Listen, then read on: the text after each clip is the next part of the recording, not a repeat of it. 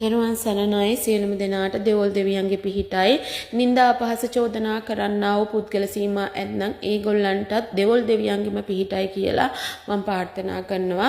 මොකද දෙවොල් දෙවියන් කියන්නේ නිවැරදි දේ සත්‍ය ආකාරයෙන් බලා සත්‍ය විදිහට මිනිසුන්ට යහපත ඉෂ්ට සිද්ධ කරන එක් දේවතාවුන් වහන්සේ කෙනෙක්. ඉතින් මේ මං ගැන යමක් කියන්න හිතුණා. මොකද වරම්මාලාවක වැඩ කටයුතු කරගන්නත් Tamanට කරදරයක් පීඩාවක් සිද්ධ වුණාම මේ දෙවියෝ කරා එන්නේ තමන්ගේ අතමිට මිල මුදල් තිබිලා නෙමෙයි. ඉතින් මොකද අතමිට මිල මුදල් නැතුව එන දරුවන්ට දෙවියෝ කවදාවත් ලක්ෂ ගණන් කියලා මිල මුදල් කියලා පටපඬුරු ගන්න තැනට ලෑස්ති වෙලා නැහැ. මගේ දෙවොල එහෙම දෙවොලක් නෙමෙයි. ඒක මාගේ ස්ථාන භූමියට ආපු දරුවෝ සියලු දෙනා දන්නවා.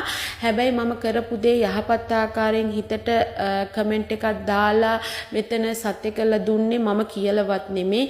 ඒත් සමහරක් අයට එක දේවාලයකින් එක ගුරුවරයෙක් ගාව ඉන්න බෑ. මොකද ඒගොල්ලන්ට ඕනේ කඩෙන් ගිහින් බඩු ගන්න වගේ වරම්මාලාවක්.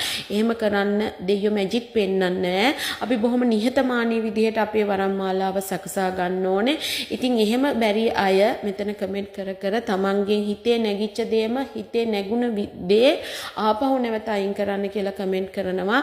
ඉතින් මේකයි ඒගොල්ලෝ කරපු දේ ඒගොල්ලෝ ගෙනියනවා, මං කරපු දේ මං ගෙනියනවා. දෙවොල් දෙවි